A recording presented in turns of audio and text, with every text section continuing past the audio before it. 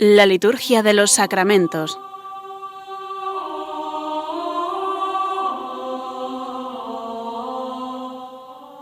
Con el Padre Juan Manuel Sierra.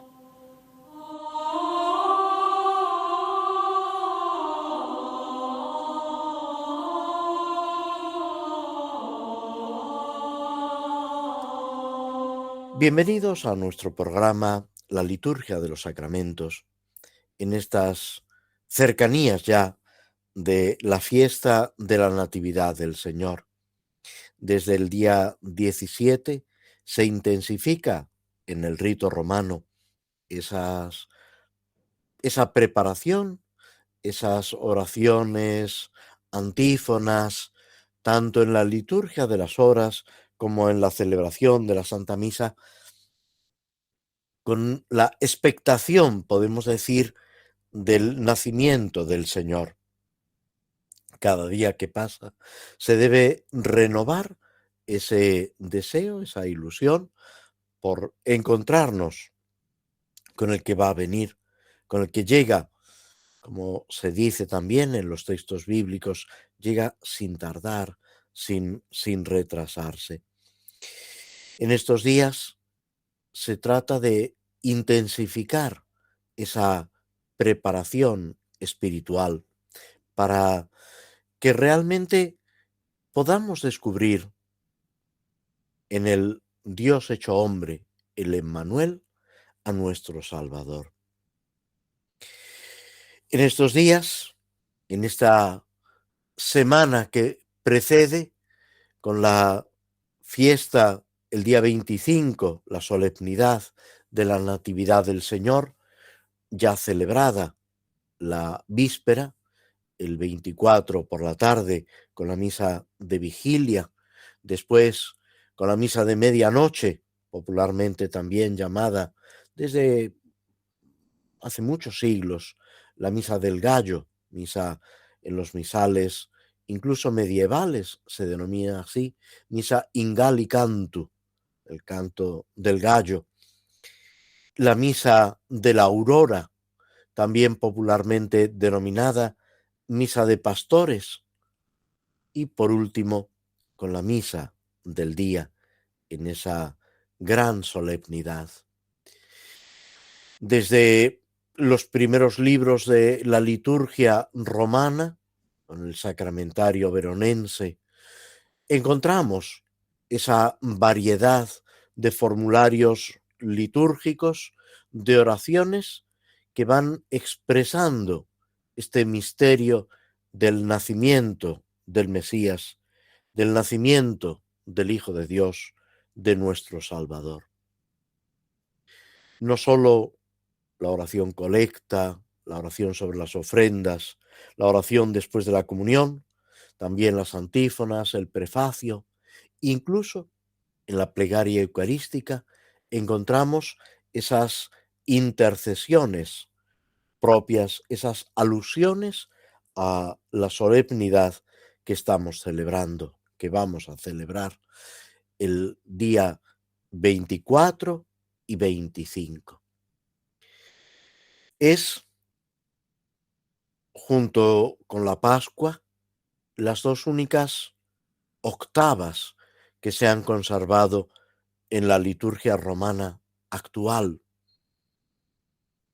Es prolongar esa celebración durante una semana, dando vueltas en torno al misterio, contemplándolo con verdadero interés, contemplándolo con fruición, deteniéndonos en cada detalle.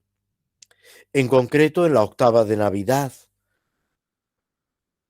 se alterna, curiosamente, con una serie de celebraciones de santos. Son como el cortejo que acompaña al Hijo de Dios que ha nacido para nuestra salvación. Por eso, el día 26, que este año cae en viernes, celebramos a San Esteban, al primero de los mártires, que dio su vida por Cristo cuya muerte nos está evocando también esa muerte de Cristo. El sábado 27 celebramos a San Juan, apóstol y evangelista, ese discípulo amado que penetró en el corazón de Cristo para comprender ese misterio de amor que entraña la redención, desde el nacimiento hasta la muerte en cruz, con la resurrección, con la glorificación de Cristo. El apóstol que recibió a María como madre, y en ella todos nosotros. Ese apóstol que no solo en el Evangelio, sino que también en sus cartas nos habla de esa profundidad del amor que debemos vivir todos los cristianos. El domingo, aunque litúrgicamente no se celebre porque prevalece ese domingo de la octava de Navidad con la fiesta de la Sagrada Familia, pero se recuerda a los santos inocentes, esos niños de Belén que murieron dando testimonio, no con sus palabras, sino con su vida y con su muerte, del nacimiento del Redentor.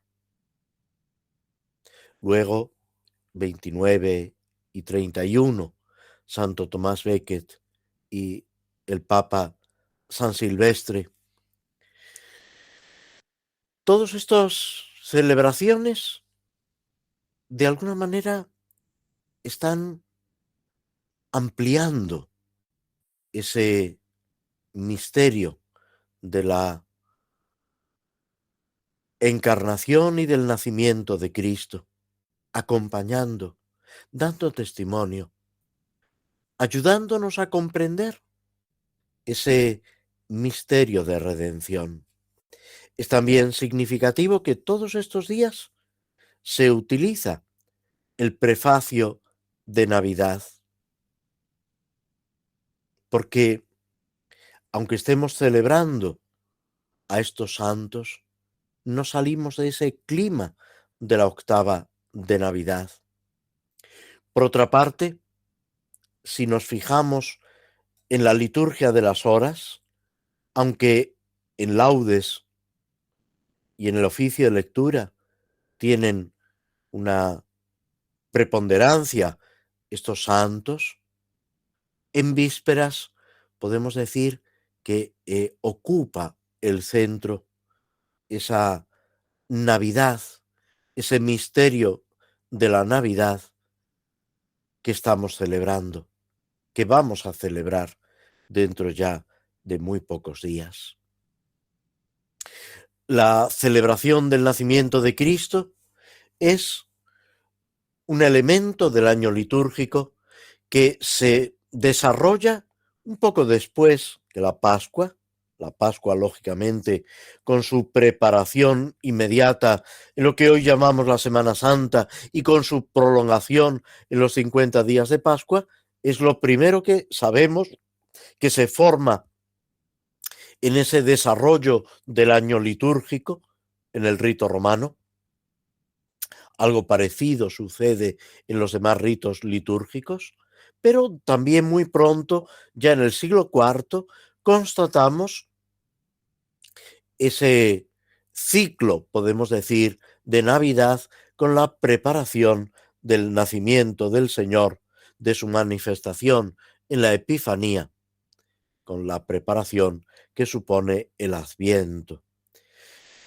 Se puede decir que el primer testimonio fehaciente que tenemos de un tiempo de preparación para la Navidad nos lo ofrece un concilio en lo que hoy es España, en Hispania, el primer concilio de Zaragoza del año 380, donde da recomendaciones para esa preparación de la Navidad.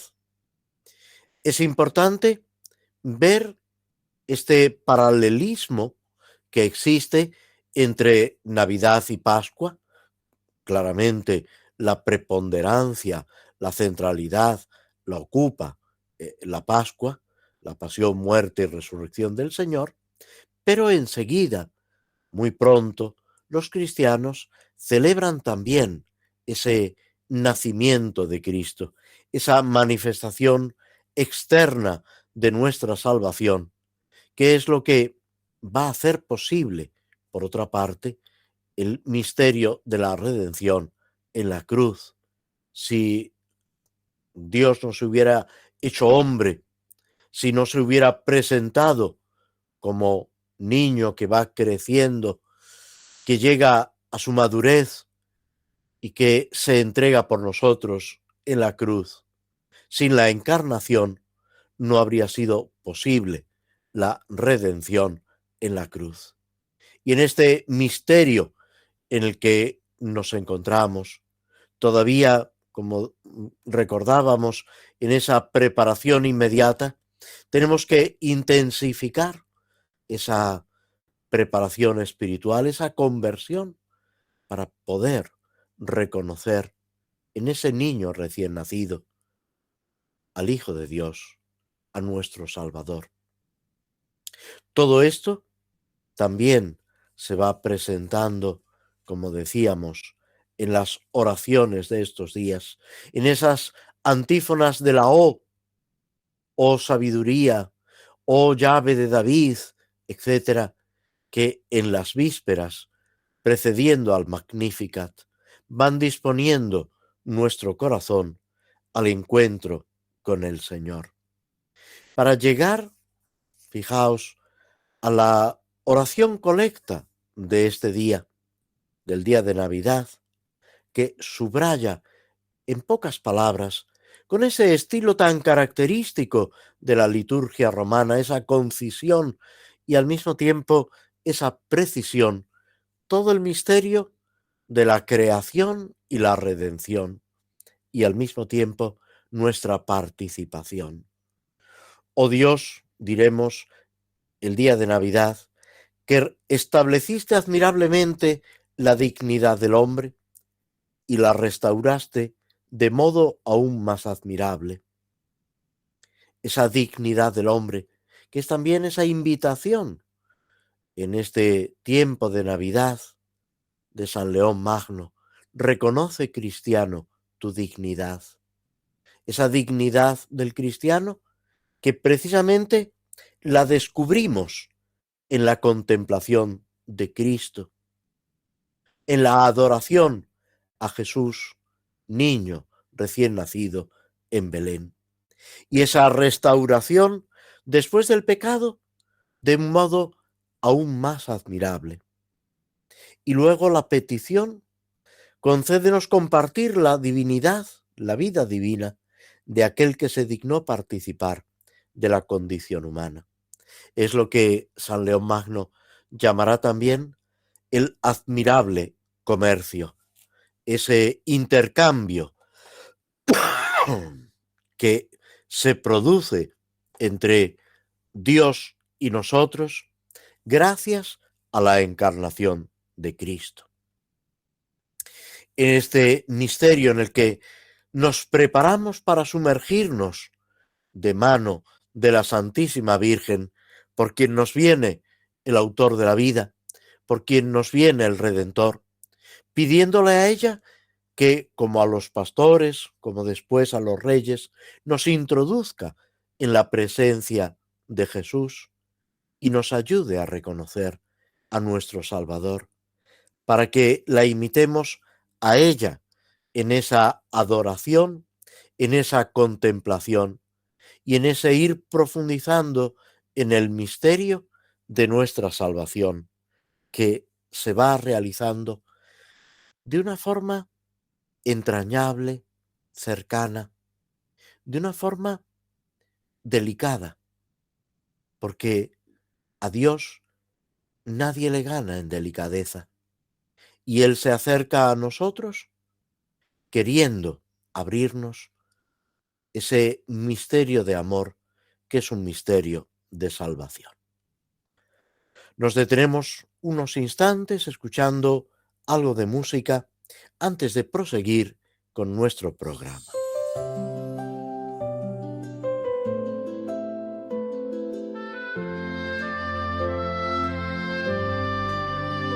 Bendita seas, María, mujer Adviento, en ti se cumplen las promesas del Padre. Bendita seas, hoy te cantamos, llena de gracia, Madre de Dios. Mujer Adviento, enséñanos a esperar, a ser cuna y templo para Jesús. Que su mirada sea para siempre, sendero y luz que guíe nuestro andar. María, en ti sabemos a esperar. Contigo el camino se vuelve corto, pues tú nos alientas a caminar. Jesús nos invita, la puerta estrecha hay que atravesar. Mujer de Adviento, enséñanos a esperar, a ser cuna y templo para Jesús. Que su mirada sea para siempre, sendero y luz que guíe nuestro andar. María, que supiste aguardar, eres la mujer del Adviento que nunca se cansó de amar. En ti se cumplen las palabras del profeta, una reina adornada con oro de Ofir. Mujer Adviento, enséñanos a esperar, a ser cuna y templo para Jesús. Que su mirada sea para siempre, sendero y luz que guíe nuestro andar. María, María, María de Nazaret, eres doncella escogida, la humilde sierva de Yahvé. María, María, María de Nazaret, eres doncella escogida, la humilde sierva de Yahvé. Mujer Adviento, enséñanos a esperar, a ser cuna y templo para Jesús. Que su mirada sea para siempre, sendero y luz que guíe nuestro andar.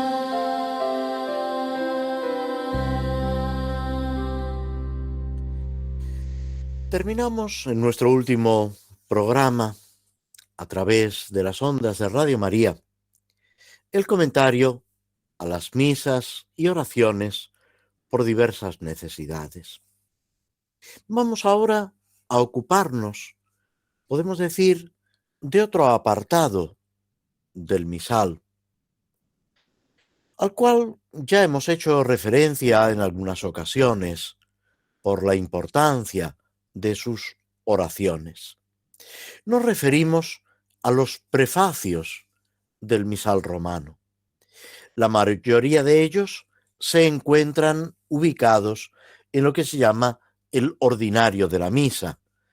Es el apartado o las páginas del misal romano que recogen las oraciones que siempre se repiten y cómo se desarrolla la celebración de la misa, de la Eucaristía. Nos presenta este ordinario de la misa numerosas rúbricas, o sea, instrucciones escritas en rojo, de ahí el nombre de rúbricas, de rubrum en latín, rojo, que explican cómo se deben desarrollar los distintos elementos, oraciones, gestos, etc. Y al llegar al comienzo de la plegaria eucarística, nos presenta toda una serie de prefacios que son la primera oración de la plegaria eucarística, que en el rito romano precisamente es una oración intercambiable, es una oración que se modifica según las celebraciones. Si nos vamos a las liturgias orientales, cada plegaria eucarística presenta su prefacio propio, al cual va ligada la plegaria eucarística, todo lo que el resto de la plegaria eucarística, y que no se puede sustituir. Es, podemos decir, un avance del rito romano, ese intercambiar esta pieza del prefacio según la fiesta, la solemnidad que se está celebrando o el año litúrgico. De hecho, en el sacramentario veronense, el primero de los sacramentarios romanos que se ha conservado, allá por el siglo V-VI, aparecen muchos prefacios, casi uno para cada celebración eucarística. Luego se irán reduciendo hasta el sacramentario gregoriano, de donde pasará solamente un número muy reducido al misal romano, en uso pues prácticamente hasta el Vaticano II. Y es el Vaticano II el que recupera muchas de estas oraciones de un gran contenido teológico, espiritual y litúrgico. El prefacio, podemos decir, que es una oración solemne, de alabanza, de acción de gracias, que marca el inicio de la plegaria eucarística, que es la parte central del sacrificio de la misa.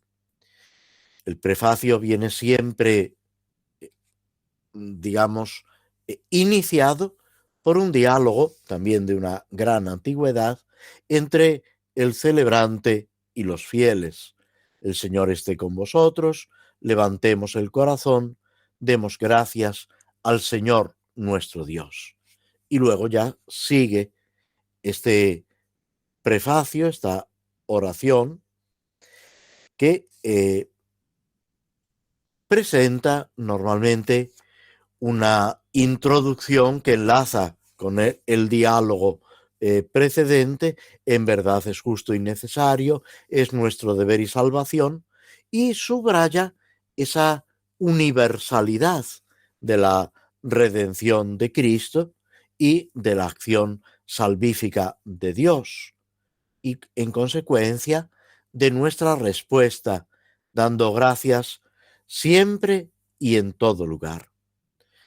De una forma más explícita o menos explícita, pero se centra todo a través de Jesucristo. En las liturgias orientales, como hemos dicho, el prefacio formaba una unidad con la plegaria eucarística. En la liturgia romana, el prefacio empieza a ser uno de los elementos propios de la fiesta que se celebra junto a las demás oraciones del día. En el sacramentario veronense nos encontramos 267 prefacios.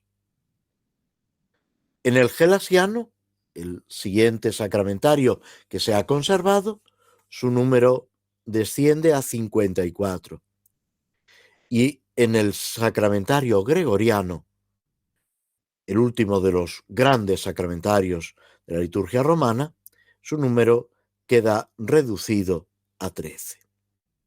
En la Edad Media se añadieron los prefacios de la Trinidad, de Cuaresma, de la Pasión, de la Virgen María. Ya en tiempos de Benedicto XV, en el siglo XX, se añade un prefacio de San José y otro para las celebraciones de difuntos. Después, el prefacio de Jesucristo, Rey del Universo, ya con Pío XI, y del Sagrado Corazón de Jesús. El misal de Pablo VI, después del Vaticano II, ha recuperado muchos de los antiguos prefacios, a veces introduciendo alguna pequeña modificación en los textos antiguos, pero recogiendo toda esa riqueza, ese patrimonio de oración que la antigüedad nos ha transmitido.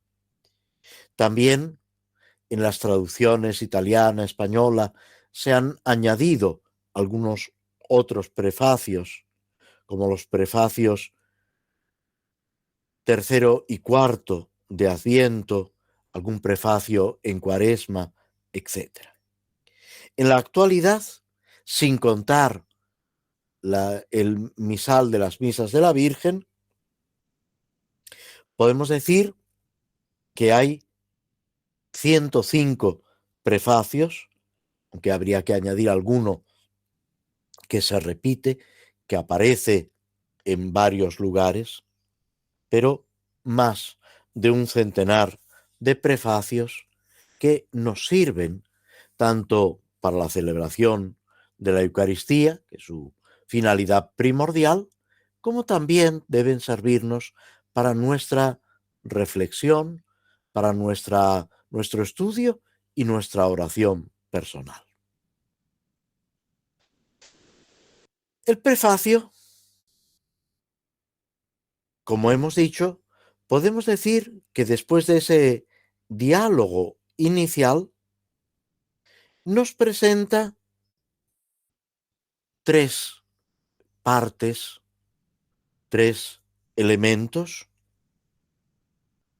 una introducción, un protocolo que algunos llaman, que es ese hacerse eco del diálogo para proclamar la centralidad de Dios, de la salvación de Dios, y el papel, la mediación de Jesucristo, al mismo tiempo subrayando lo que es propio de toda la plegaria eucarística, la acción de gracias. Esa acción de gracias a Dios siempre y en todo lugar. En segundo lugar, que es en lo que nos iremos centrando, una parte, digamos, que desarrolla el contenido teológico del tiempo que se está celebrando o de la fiesta, de la solemnidad que nos ocupa. Puede ser más o menos extenso, a veces está prácticamente reducido a un párrafo, otras veces nos encontramos con 2 o incluso 3 párrafos más breves, y luego una especie de conclusión donde se introduce, se da paso al rezo o al canto del santo. Esta última parte habla de los ángeles, arcángeles, a veces explicita tronos, dominaciones, potestades, a los santos, y esa unión a los ángeles y a los santos en la alabanza a Dios, cantando, proclamando el himno de la gloria de Dios, que es el santo, santo, santo, santo, con esa expresión bíblica también del 3 veces santo. El prefacio, por lo tanto, aborda muchos temas con un especial carácter cristológico, presentando el misterio de la redención que se actualiza en la Eucaristía.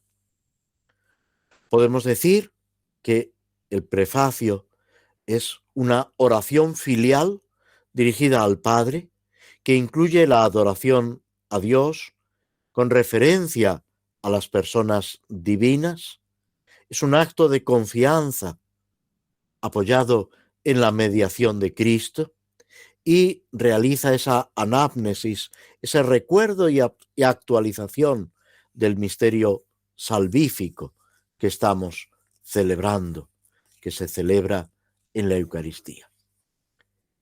Vamos a comentar muy brevemente ese prefacio segundo de Adviento, que es el que se utiliza en estos días. Se puede utilizar también el cuarto, que es un añadido, podemos decir, del misal italiano, del misal español. En este prefacio segundo de Adviento, que se utiliza a partir del día 17 de diciembre, la parte central, tomada del sacramentario veronense, atribuido al menos en parte a San León Magno, nos dice: a quien Cristo, se refiere a Cristo que se acaba de mencionar en el embolismo, a quien todos los profetas anunciaron, la Virgen esperó con inefable amor de madre. Juan lo proclamó ya próximo y señaló después entre los hombres. El mismo Señor nos concede ahora prepararnos con alegría al misterio de su nacimiento, para encontrarnos así cuando llegue, velando en oración y cantando su alabanza. Aunque podemos hablar de muchos otros aspectos, resaltan el papel de la Virgen María, de la Virgen Madre y de San Juan Bautista. María esperó con amor de madre el nacimiento de su Hijo. Es la personificación de todo el Adviento. Es el modelo de nuestra esperanza y de la actitud que debemos tener a lo largo del Adviento. No podemos abarcar toda la actitud, la vivencia, los sentimientos profundos de Santa María, esperando el nacimiento de su Hijo, verdadero Dios y verdadero hombre. Incluso pensar en ese recorrido de Nazaret a Belén, para también nosotros recorrer ese espacio que nos separa del Salvador, para poder llegar a esa sabiduría divina que se hace pequeña, para que nosotros, con toda paz, podamos acercarnos a ella. Nos detenemos aquí, escuchando un poco de música y esta invitación que se nos hace para colaborar en Radio María, la radio que quiere ser cada vez más la radio de la Virgen María, de Santa María, por quien nos viene el autor de la vida, nuestro Salvador. Nuestra colaboración económica, material, de difusión, es fundamental, y en estos días de la campaña de Navidad, previa a Navidad y de Navidad, nuestra emisora Radio María es donde consigue su principal apoyo para poder seguir proclamando las grandezas de Dios en María, y llamarnos a todos a que vivamos en comunión de vida y amor con Jesucristo y con su Santísima Madre. Desde aquí, unidos a la dirección de Radio María, os pedimos y os agradecemos vuestra colaboración. Todos recordamos esa escena evangélica en que Jesús, al ver a aquella viuda que ofreció unas pequeñas monedas al templo, señaló a sus discípulos que aquella mujer había echado más que nadie, porque, añadía el Señor, los demás han echado de lo que les sobra, pero esta, que pasa necesidad, ha echado todo lo que tenía para vivir. El propio Hijo de Dios se nos ha entregado por completo al compartir nuestra vida desde el pesebre a la cruz. También María y José pusieron sus vidas al servicio incondicional de Jesús. ¿Y nosotros qué estamos dispuestos a hacer para prepararnos al nacimiento de Cristo? En Radio María queremos poner nuestro trabajo, ondas y técnica para prolongar la voz de los ángeles que anunciaron el nacimiento del Salvador. Podremos contar con tu ayuda en forma de oración, sacrificio, testimonio apostólico y donativo. Así lo hacéis tantos bienhechores y voluntarios a los que un año más os agradecemos haber dado lo mejor de vosotros mismos, como la viuda del Evangelio. Tú también puedes colaborar. Puedes hacerlo sin moverte de casa, con una simple llamada al 91 822 8010, a través de Bizum con el código 38048 o en nuestra página web www.radiomaria.es, en el apartado Donativos, donde verás los números de cuenta para realizar una transferencia o ingreso bancario. También puedes hacerlo con tarjeta o PayPal. Santo y feliz tiempo de Adviento con José y María en la espera de Jesús. Proseguimos en nuestro comentario a los Salmos con el Salmo 83, 84, conforme a la numeración hebrea. Es un salmo que proclama la grandeza del santuario de Sión. Es, podemos decir, una invitación a reconocer ese lugar de la presencia de Dios, que en estos días cercanos a la Navidad cobra también para nosotros una resonancia especial, puesto que para los cristianos el santuario es precisamente esa humanidad de Jesucristo y todos los cristianos unidos a Jesucristo. Para nosotros ya no hay, en sentido estricto, un templo. Las iglesias son los edificios donde, unidos a Cristo, se reúnen los cristianos. Pero es esa reunión de la comunidad lo que da nombre al edificio y lo que visibiliza más perfectamente esa presencia de Dios, esa acción de Dios. Comienza el Salmo 83 presentando esa riqueza, esa maravilla, podemos decir. Qué deseables son tus moradas, Señor de los ejércitos. Mi alma se consume y anhela los atrios del Señor. Mi corazón y mi carne retozan por el Dios vivo. Hasta el gorrión ha encontrado una casa y la golondrina un nido donde colocar sus polluelos. Tus altares, Señor de los ejércitos, Rey mío y Dios mío. Dichosos los que viven en tu casa, alabándote siempre. Estos 4 versículos, que son un desahogo del corazón, un grito de entusiasmo, nos sirven también para disponernos a la celebración de la Navidad. Qué deseables son tus moradas, Señor de los ejércitos.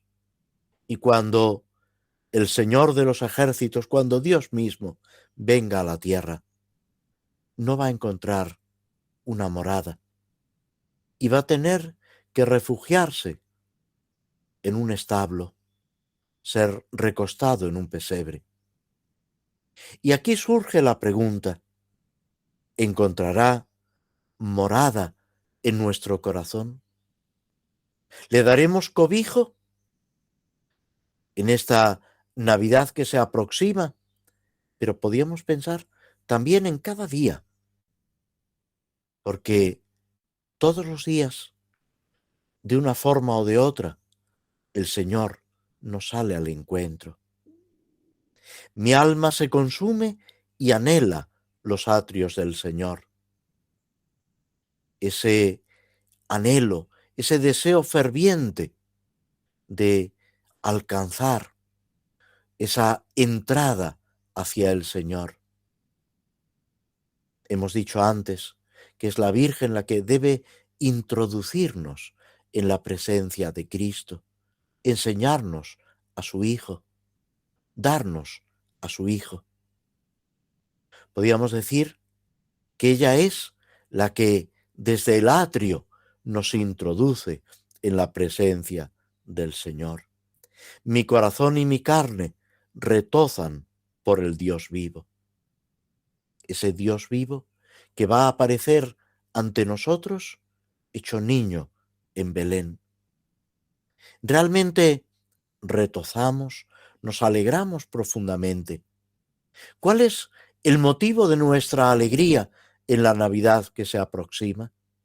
Y aquí el peligro que nos acecha es tanto ruido, tantas distracciones, tantas cosas materiales o incluso espirituales, pero que nos están distrayendo de lo único importante. Y luego ese encontrar reposo en el Señor, como el gorrión, como la golondrina, para colocar los polluelos, tus altares, Señor de los ejércitos. Y aquí se utiliza un plural, que en realidad no había más que un altar, pero es señalar con el plural la grandeza de ese altar. Y termina, podemos decir, con una bienaventuranza: dichosos los que viven en tu casa, alabándote siempre. Es como el propósito para estos días que se acercan. Vivir en la casa, en la presencia del Señor, y al mismo tiempo alabarlo siempre. Lo que decimos en el prefacio: darte gracias siempre y en todo lugar. Ojalá toda nuestra vida, todas nuestras palabras, nuestros hechos sean una alabanza a Dios, una proclamación de su grandeza y al mismo tiempo una acción de gracias. Nos detenemos unos instantes escuchando un fragmento de la banda sonora de la película El Señor de los Anillos para concluir nuestro programa con la reflexión sobre esta obra de Tolkien.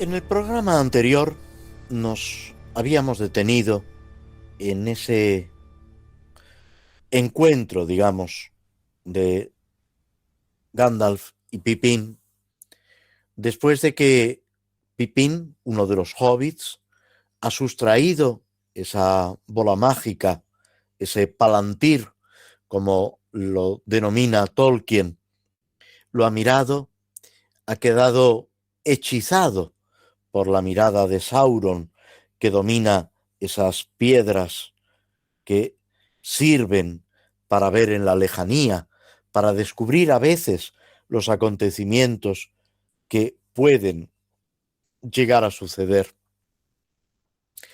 Pippin ha quedado, hoy diríamos, en estado de shock, ha quedado como abstraído fuera de sí.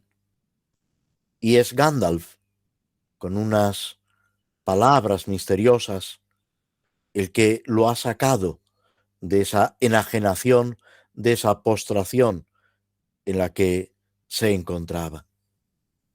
Gandalf le ha preguntado qué ha dicho, qué ha visto. Después de reconocer, y nos fijábamos que esto es importante, lo que ha hecho. Pippin comienza diciéndole a Gandalf que le perdone. Pero Gandalf le dice, ¿qué has hecho?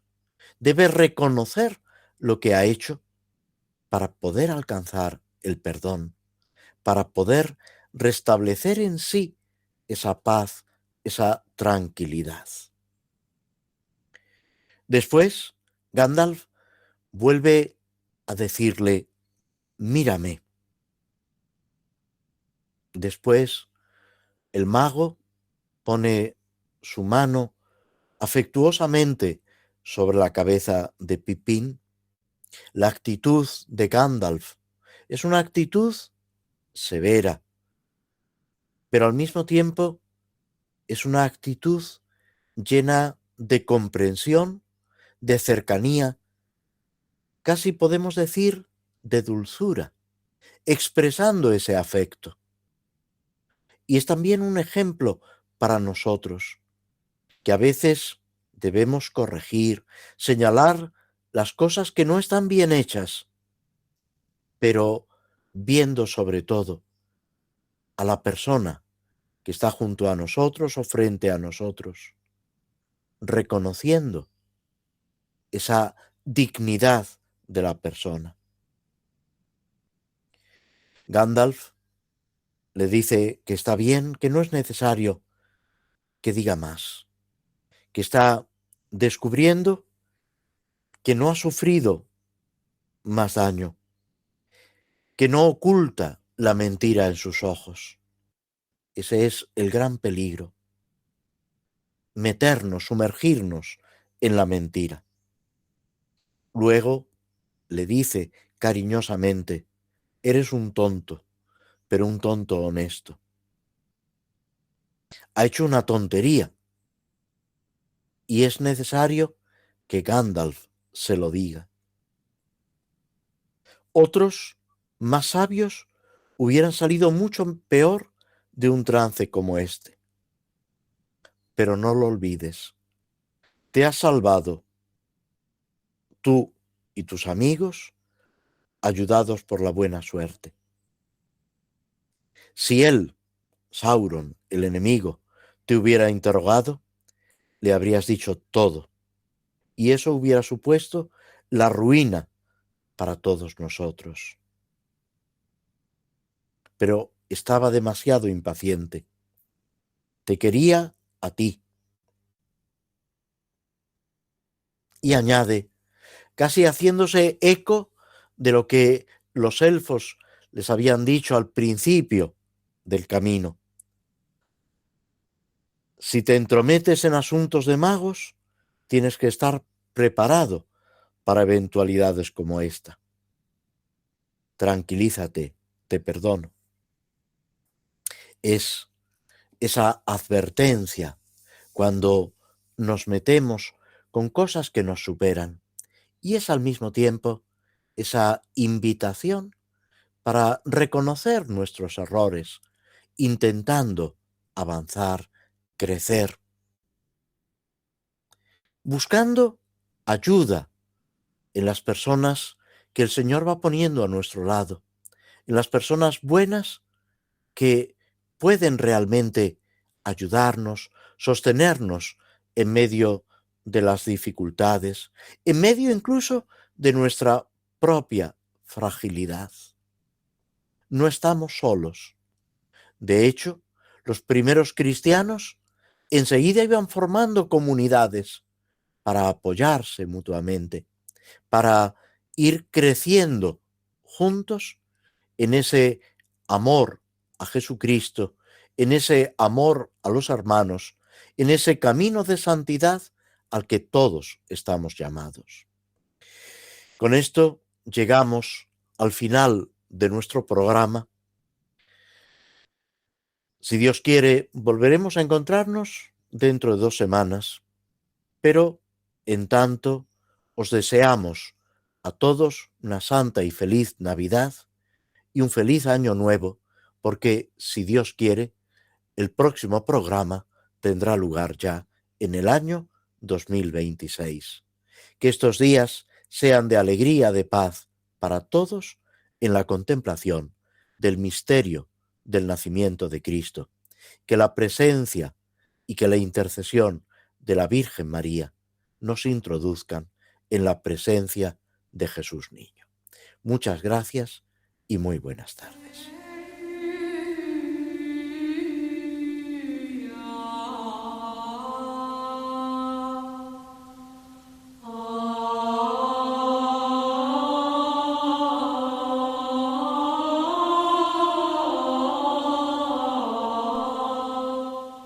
Así concluye en Radio María la Liturgia de los Sacramentos, un espacio dirigido por el Padre Juan Manuel Sierra.